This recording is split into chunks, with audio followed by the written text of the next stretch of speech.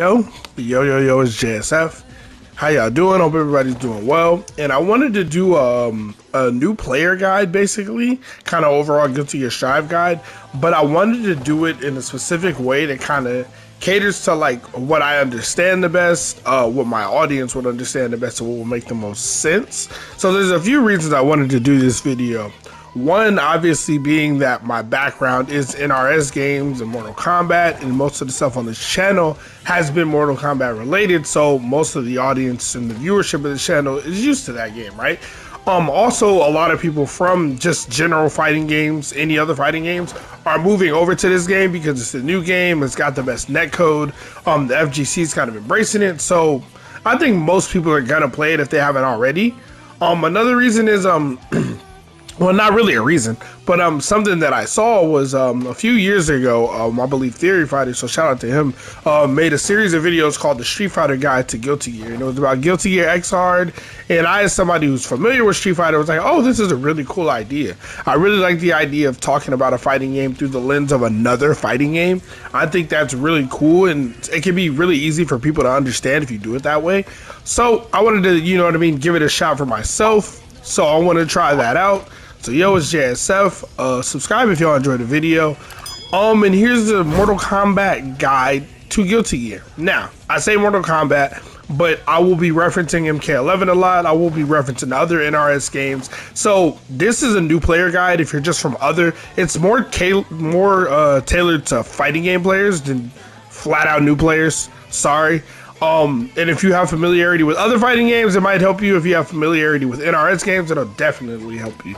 But one of the first things I want to talk about is the characters. So for that, let's go to the select screen, right? One of the first things that I want to point out about this game, and because I feel like I'm the only person who realizes how similar this is to like MK11 or like an NRS game, and I don't mean it's similar in a bad way because MK11 is a really bad fighting game, but MK11 was really close to being a good fighting game. Like, this has some of the positives of MK11, but it doesn't really have the negatives, and then it has its own spice. It has its own things that are completely different, which we'll get to eventually. But I wanted to just gloss over the characters a little bit because they're all different types of characters, all different types of play styles. And they offer pretty much anything you would want in a fighting game. But one thing that I do want to point out is this game does, like, while there are rushdown characters, there are characters who can air dash, fly all over the screen. This game is more of a grounded based, like, kind of neutral focus type game, and it's also a weapons based fighting game, like Mortal Kombat 11. Pretty much every single character in this game fights with a weapon except the grappler. And it's not like, in some situations it's literally just a sword, right? Like, as obviously this man here is a vampire samurai. Pretty cool. He's got a giant sword. Looks like she doesn't have a weapon, but her hair is her weapon. Very interesting, right? He's got a giant blade on his arm. He's got a giant weapon. He's got a giant sword. She's got a giant anchor. You can't see his weapon. It's a shadow. He's Noob Saibot. She's got her guitar. And as you just go through the cast, everybody has that, right? And it's something that we don't really think about with like MK11, but that was definitely, She's Got a Ghost Dog, was definitely a weapons-based, neutral-focused fighting game at its core. Now it got away from that, but that's how it started. So that's where the similarities start for me. But let's pick, you know, the generic characters. The beginner-friendly Scorpion and Sub-Zero of the game, or Liu Kang and Kung Lao of the game, however you want to see these two characters. They are your standard, you know, press start, press XX. These are the characters that'll show up on the screen, the characters on the box art, right? And for the most part, it's pretty straightforward. I do want to start off with talking about notation, because this is an anime fighting game. In anime fighting games, they use Numpad Notation. My understanding is the reason that it's used is because it was easy to translate. It's easy to talk to anybody from any region using this type of notation, because you don't have to explain it. It's literally the numbers are the same, right? The numbers on a numpad don't ever change. And it's just 5 being neutral, 2 being crouching, 4 being backwards, 6 being forwards, and you can fill in the rest. Literally just look at a number pad and it'll make sense. The buttons in this game, well, wrong The buttons in this game are punch, kick, slash, heavy slash, and dust. Dust is kind of specific, and we'll get to it, but it's basically a 4-button fighter. Kind of like how Mortal Kombat's a 4-button fighter. I know dust is the 5th button, but dust does very specific things. You don't just use dust like you use the other buttons. You use it in very specific scenarios, which we'll get to, right? So your standing 1 would be your jab. It's literally the same. Then your standing kick, which is be your standing 3. Your crouching punch. Like these would be your low pokes, your fast buttons. Soul is an exception. His 5K is stupid fast, but he's an exception. Then you have your heavier buttons, your slash and your heavy slash. These are your slower, bigger buttons that lead to more damage. Usually have more range, right? You know what I mean? Stuff like that. You're not gonna get that kind of range with a punch or a kick. You know what I mean? Yeah. So the button layout is fairly similar. Dust is for things like your sweep is your crouching dust. If you press forward in dust, that's your throw. And you tech throws, they actually have a throw whiff animation now. Throws do not have that much range, as you can see, right? And you tech throws by inputting throws. So this is forward in dust or backward in dust. You know what I mean? This is crouching in dust. It's an air button, and then regular dust is your universal overhead, right? Think of it like a short hop button. This is your universal overhead. Everybody's dust. It has the same effect where it turns orange because dust typically doesn't look like an overhead. That's kind of the thing.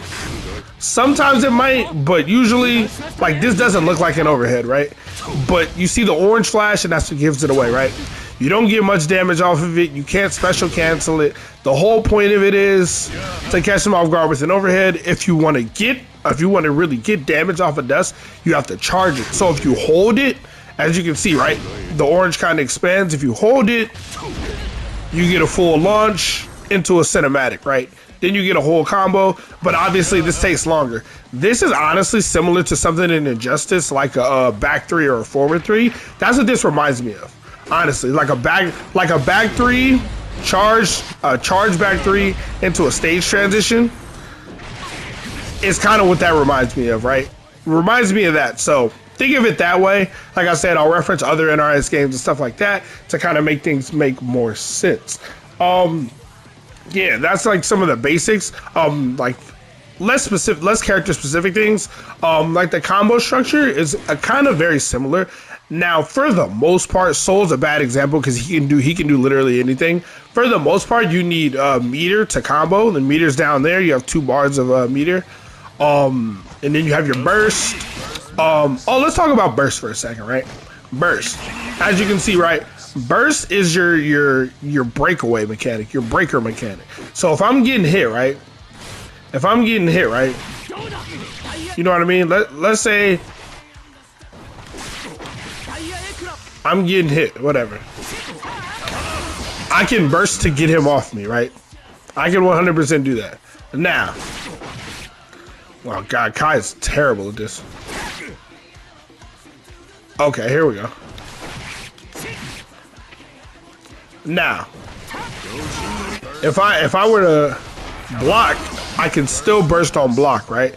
Now the thing about burst is, let's see if I can do this right. Come on, Kai, block this. Alright. There we go. So the burst can be blocked and punished, right? His jab's whiffing, but the point I'm trying to show is this can be baited and punished, right? So even if I'm, you know what I mean? Even if I'm in hit stun, like even if I say I'm hitting him right now and he's like, oh, I'm a burst, and if I don't read the burst, I'm gonna get knocked back. But if I read the burst and I block, you're in all this recovery. I'm gonna be mad. I'm gonna jump and burst and mash punch. Look how long until the punch comes out, right? That whole time I'm mashing punch and it's just not coming out, right? There's mad recovery. So this is the breaker mechanic. It's good, but it's not broken, right? It's not ridiculous. Like it can be punished. It's not if it's red, right? But you got to make a read on it. If you make a read on the burst, you might not get the full combo you want to get. And there are certain combos you can burst, you know, and you'll always be safe. And there are certain combos you burst and you're never safe. So, you know, things you got to factor in. You can also burst in neutral. Shit, what did I just do? Changed one of my buttons on accident. There's also burst in neutral. Oh, I didn't mean to do that at all. So if you burst in neutral, I know you're wondering why would I use my combo breaker mechanic in neutral. It's called a gold burst and you get full meter for it. So if you look at my meter at the bottom, if I burst when I'm not in hit stun or block stun, I get full meter, 100% meter for it. So the you know what I mean? The reward is full meter and your burst regenerates over time, just like your breakaway. I know you can't see it right now because we're in training mode, but it regenerates over time. Literally just like a breakaway or defensive meter in MK11. It's literally the exact same thing. Yeah, but I wanted to talk about combo structure a little bit because it's really similar, like especially because most characters will need meter, barring any specific situations like an anti-air into something like if I'm playing Soul, this character is privileged, so he can do a lot of shit that other characters can't do. But typically you'll do something like, you know what I mean, like you'll do something like 2 hits into a special move, you know what I mean? 2 hits into a special move that launches, and then if you have meter, you'll extend the combo with the meter into more shit, right? That's kind of just how it goes. If I switch over to Kai, it's kind of the same thing. 2 hits, special move, and then I get the rest of the combo after I cancel it. Right? That's kind of the combo structure is the same. I know I'm getting to more advanced things, but I wanted to show that just to kind of point out, hey, the combo structure is fairly simple, right? Another thing is command grabs. A lot of characters have command grabs. This ain't hold on one second. This ain't no MK though, where you can duck the grabs. That's not a thing. So if you're ducking, you're getting smoked. Right, you got to jump out of these command grabs, and there are a lot of command grabs. One thing that I want to point out in this game is a phrase that Mortal Kombat fans will be familiar with, and that is blocking will get you nowhere. This is not a game where you want to block. And I know I say that as neutral man. I know I say that as high-level fighting game man, honest footsies man. You do not want to block in this game, right? If you block, you will get grabbed. More often than not, characters have command grabs or ways to open you up, right? There's a universal overhead. Everybody's crouching kick is a low. So even though I don't get much off of this, with Soul, I still have the option, right? Like, you know what I mean? I still have the option. I can get something off a low, and I can get something off an overhead, right? Now, the overhead is slow. If you want to combo off this without charging it up, you got to spin meter, right? You got to do that. But my point is every character has those options. Certain other characters have other options. These 2 characters don't, but other characters have different overheads that aren't dust that they might be able to combo off of a bit easier or better. Different lows, like Kai's 5K, his standing kick is a low, right? So he has a standing low, obviously a crouching low, right? You know what I mean? Stuff like that. So this game is and we'll get to other characters. Actually, we'll do that now. I wanted to just show you a couple other characters, just to talk about completely different play styles. In case it seems like, oh, these characters are just boring, dry, Shoto clone, generic, box art characters. Cool. The roster gets super diverse. So from those standard characters, we have a character that is completely rushed down. He's so rushed down. He's the fastest character in the game. He can jump more than any other character, right? He's got a built-in cross up. He's got a wait. He got a built-in cross up. He's got a Rekka. You know what I mean? Because he needs that. He's got a command grab. He's got an overhead besides dust, right? He's got another overhead. Obviously, he's got lows, built-in cross-up. So, like, have fun trying to block this character. Like, enjoy it. I'm pretty sure his super goes full screen as well. Yeah, his super goes full screen. Like, good luck blocking against this character is all I'm going to say, right? But then, on the flip side, we have this character who's a complete space control, keep away character. Like, you're not jumping on me, you're not touching me, like I control the neutral. Like, this is the neutral spacing footsie's god character. Like, that's his whole shtick, right? This character, but as a drawback, his buttons look insane, but they're typically slower. He doesn't have a reversal, so he doesn't have an invincible reversal like a lot of characters do. Like good old Chip here has a move that looks awfully familiar, right? If you play Street Fighter. Play Mortal Kombat, we don't really have DPs. Think of it like a wake up 3 you can use in neutral. But if you play fighting games, I'm sure you know what a Shoryuken is, you know what a DP is, you know what an invincible reversal is. It's kind of like a super, right? Majority of supers are invincible on startup, kind of like they are in Injustice in most fighting games. In every fighting game but MK11, this is something that it doesn't have in common, right? You actually have reversals, and yeah, I just wanted to show off these two characters because they show up how diverse some of the cast is, and it gets even more diverse. But I didn't want to make this video just about how diverse the cast is. I just didn't want y'all to think Soul and Kai were like the best example of the roster, because they're not. They're the most like simple flowchart characters, probably the first characters you should play. But yeah, they don't represent the entire roster. I do want to get into some more of the mechanics of the game. I want to talk about counter hits. So what I haven't said, we'll just look at a normal button, right? This is my normal /. Oh, by the way, this game has proximity, so your certain buttons like slash, you get a closed version and a far version, but this is the same button. Gotta throw that in there too. That's not something that's in Mortal Kombat. That's something in Street Fighter. You have proximity buttons. But yeah, this game I feel like has similarities to Street Fighter, obviously, and then has similarities to Mortal Kombat as well. But yeah, I want to talk about counter. So here's a regular jab. Here's a regular slash. Here's a regular heavy slash. You know what I mean? And then I'll turn counter on. And I mean, we all know what a counter hit is. If you're doing something and you get hit, it's a counter hit, right? This is a counter hit jab, counter hit kick. This is a counter hit slash. As you can see, it's a little bit different, right? You hear the counter announcement, the game kind of slows down, kind of gives you time to think, oh, I got a counter hit, right? And then we can get to that too with a heavy slash. You see the even bigger counter on the screen. And a lot of people like meme this, but to me, this is literally just crushing blows. It's literally the exact same thing, right? Like the screen stops and you can get a different combo. The screen stops and you get the big counter on the screen to kind of let you know, right?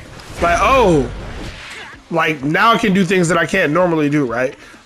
Now I get a different combo. Because if normally, right, I can't link far slash into another far slash. It doesn't combo that way, right? It just doesn't do it. I can't link heavy slash into far slash. It doesn't combo, right?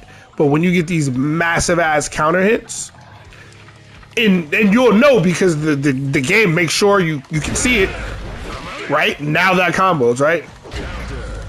Now that combo, you see the big ass 2 on the screen. So yeah, this is literally just like crushing blows. It's not as absurd, but the damage in this game is already pretty wild as it is, and it's not limited, right? So as long as they keep mashing, like I'll turn force counter off for the people who don't understand, just in case. Hold up. And we'll just have a mash and grab. Right? It'll be a counter hit every time. Right? You know what I mean? So counter hits work exactly like that, exactly like crushing blows work in Mortal Kombat, but only for big buttons. For small buttons like jab and kick, like you're not gonna get a big counter hit. It's for your heavier buttons, like your slash buttons and your special moves, right? So if he's doing this and I, oh yeah, you can grab DPs in this game. Great. Well, if I hit him with something like what's a special move I can do? Here we go. We'll do Bandit Ringer. Not even Bandit Ringer? Yikes. Well, this is a bad example, but if I'm playing Kai and I turn force counter hits on, if I'm playing Kai, as you can see, right? Pretty big counter hit, right? You can get a little bit more off of it than normal. And obviously off of this if they're not mashing throw. But yeah, I just wanted to talk about that a little bit. Another mechanic that is, I guess, a higher level mechanic because not that many people are using it is a just defend, right? And I'll show you an example of it.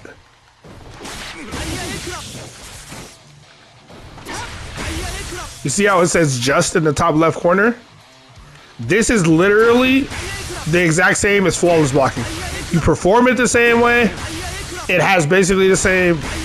It has basically the same effect. The difference is there's no reversal off of it. So there is no just defend into a wake up, into an invincible wake up, right? It's just you just defend it. The whole point of it is if you pay attention, look where I get pushed back to if I don't, and then if I do, look where I'm at, right? And this move is unsafe, but if he gets that pushback on it, if he gets that pushback, it's harder to punish. I can still punish it because I'm so fucking bad guy, but most characters from that range, as you can see, it's harder to punish. But if you just defend it, I'm trash, so. Yeah, if you just defend it, you get a punish every single time. So, you know, that's important. And that's a big deal for this for fighting Kai, because this move is relatively safe. Like from ranges like this, it might still be safe. But if you just defend it, then it can be punished. And there's a lot of stuff like that in the game that a lot of people aren't even utilizing yet. But I'm bringing it up because it's literally the exact same mechanic that's in MK11. It's the same thing. And you just can't reversal off of it, and it becomes important later on. You might hear it referred to as instant block, just or just guard or whatever. I say just defend because the first time I ever heard of it, that's what it was called, and it says just. But people might call it instant block or IB, but that is also another mechanic that's obviously very, very similar. I do want to talk about roaming canceling also as well. There's really nothing any other fighting game other than like V trigger activation in Street Fighter V. There's really nothing else I can really compare this to. It's just a roaming cancel. So basically the way roaming cancel is, you spin half your bar. You see my bar at the bottom of the screen? I have one little gear spinning and he has two little gears spinning. That's because I used it. Now people will call this one bar. They'll call it 50 meter. They'll just refer to half a bar, one bar, whatever you want to call it.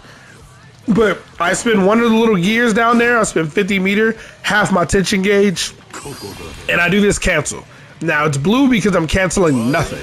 That's the important part. You can literally cancel nothing, and if you're close enough to them, you see that aura that goes around me. If it hits them, they get hit with a slowdown effect, as you can see, right?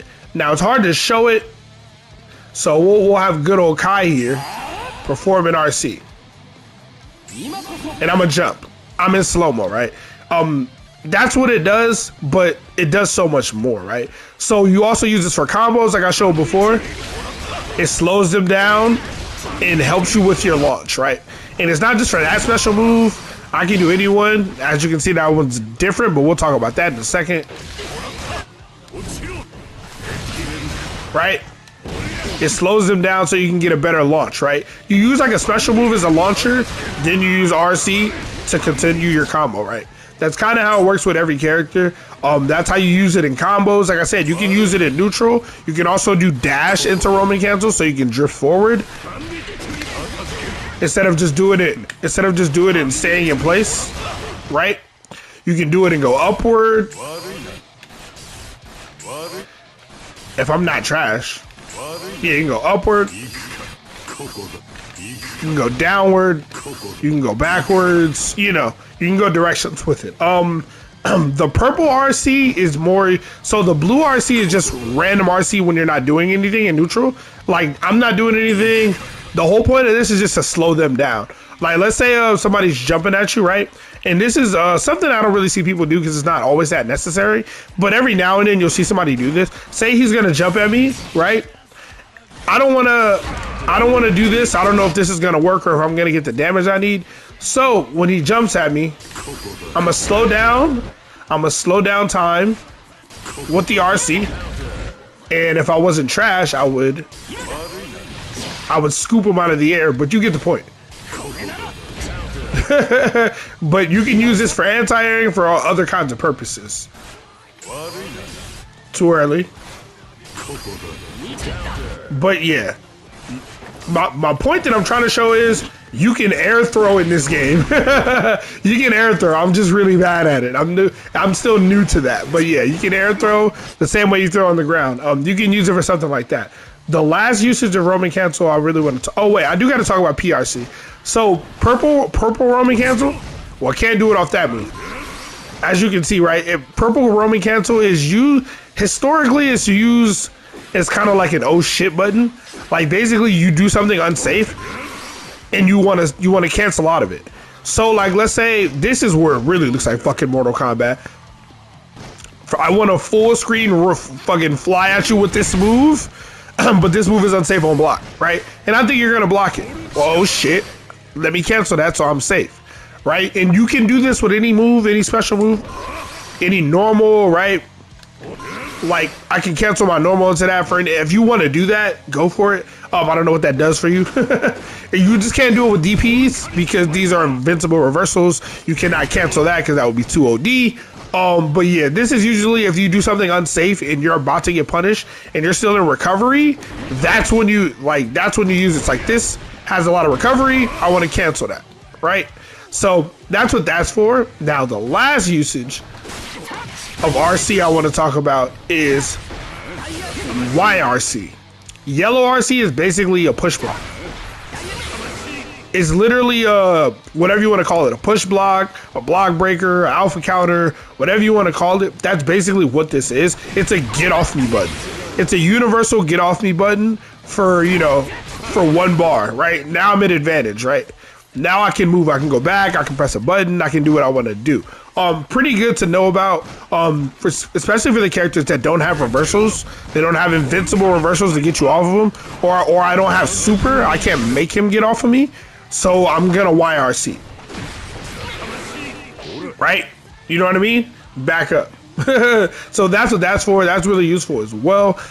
Again, a lot of defensive mechanics in this game, a lot of offensive mechanics. This is more of an offense focused game though. This game is really, really mix up heavy. Like if you enjoy some of the neutral focus of MK11, but really love the mix up and rush down of MKX, this really offers both, which is why I think it's really cool. It's really fun. It's really entertaining to watch. It's really fun to play, but it's not completely busted brain dead. Now, it's still early in the game, so a lot of people are abusing day one strats, but we're all starting to learn more and more and more what's fake and what's real. So that type of stuff is going to happen in any fighting game early on. But like I always say, within a month or 2 months, all that type of shit is going to be gone, except for at the lower levels of play, right?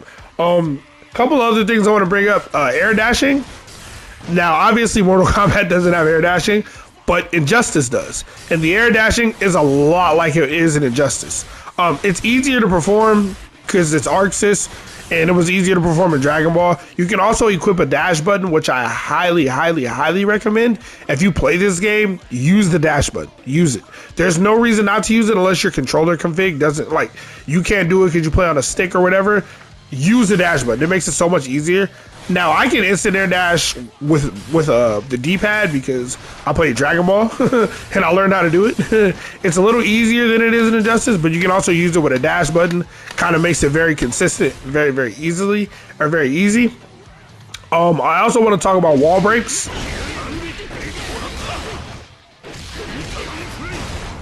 As you can see, he's stuck to the wall. You knock him through the wall.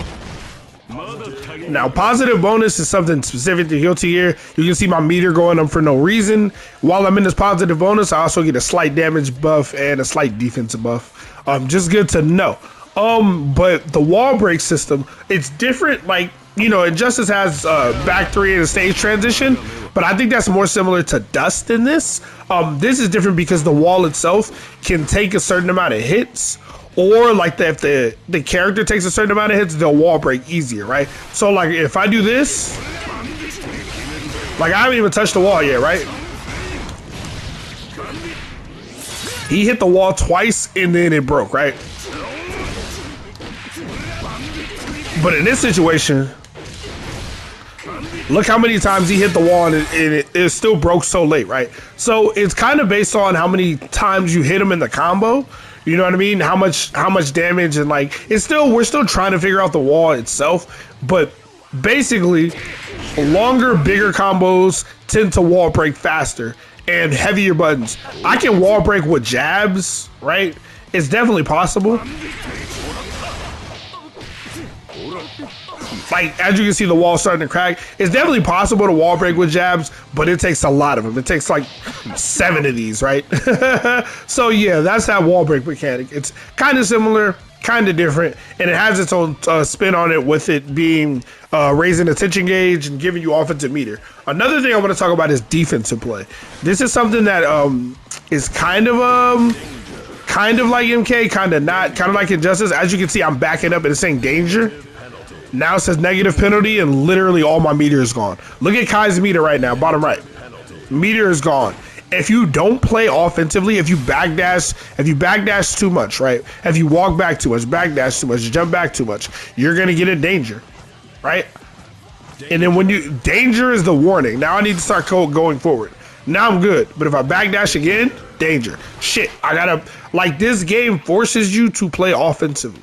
Like, even the zoner character Axel, he still has to attack you and press a little bit. He can't just walk back the whole game, because you will be punished with getting your meter taken away. So this is why I say, like, it has the aggression, the offensive MKX, but it also has kind of the neutral of MK11, because you have these long range buttons. You can whiff punish, you can anti-air. I can't believe I didn't bring this up. You can anti-air. There's a universal anti-air with 6P. No matter what, this move is upper body invincible. Every character has a 6P. It's completely invincible to air attacks, so you have an anti-air. Now, you also might have a DP, you might have a 2H, right? You might have a DP, you might have a 2H, you might have other buttons, but they're not invincible. Well, DP is invincible, but it's unsafe. This is your much safer. This is probably like -8 or something with some pushback. Probably not the easiest thing to punish, right? I can reset kind of block. And it's also cancelable, right? Like, I can do 6P Gunflame or something, right? The 6P Bandit Bringer, right? Which in the corner, or Bandit Revolver, whatever. You get the point. But yeah, every character has a 6P, and the beauty of it is it's not just an anti-air button, it's upper body invul. If I'm not, there you go. So it can beat buttons like that. Like, it can smoke buttons, it can smoke Maze Dolphin, stuff like that, because it's upper body invincibility, which is something that I really wanted in a MK11.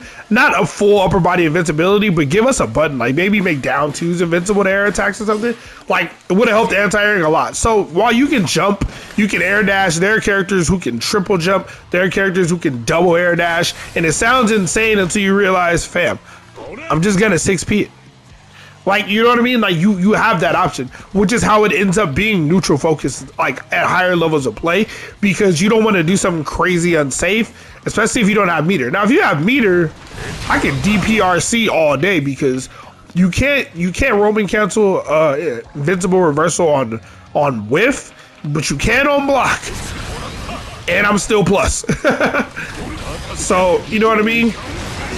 You know, so there's that. But yeah, anyway, I think that about does it. This game, like I said before, it definitely has similarities to Street Fighter. There's a character who has basically a sonic boom and a flash kick, but it also has a lot of similarities to Mortal Kombat that I think a lot of people don't notice. I feel like I'm one of the only people that sees it, maybe because I played MK11 and studied it so much, and I'm playing this game a lot now and kind of looking at it. Like, the cast of characters is also really, really cool. I think Zato's super interesting. I think Ino's super interesting. There's just so much in this game. There's so much to explore. It has a lot of depth. Like, we're still just scratching the surface of all the things we can do tech-wise and all the stuff we're learning. Like, I didn't even go over Fast RC. Like, this character is literally a puppet character. He might remind you of Noob Saibot a little bit. He literally has another character with him. Like, he's really, really interesting. Like, they're completely, like, it's a completely separate entity, right? Really, really interesting. I can bring him over there, and we can fight you from both sides. Like, there's some really, really interesting characters in this cast. I do encourage everybody to play this game. I think even if you don't like anime or anime fighting games, it's not even about that. If you like good fighting games and fun fighting games, I think you'll enjoy this game. And that's why I enjoy it. I enjoy it a lot. And I'm not shilling for Arxis. I'm not shilling for this game. I already made a video about one issue I think really is like a massive issue with this game. And I'm not gonna constantly complain about this game because I enjoy it. But if there are issues, I'm gonna be honest, like I've always been honest. That's always gonna be me. But yeah, man, that's about all I got for y'all today. Ino's mad cool. One day I'll be an Ino main. She can mix your shit for days, bro. Like, it's crazy. But yeah, anyway, if y'all enjoyed the guide, Feel free to sub to the channel, leave a comment, let me know what I did right, let me know what I did wrong.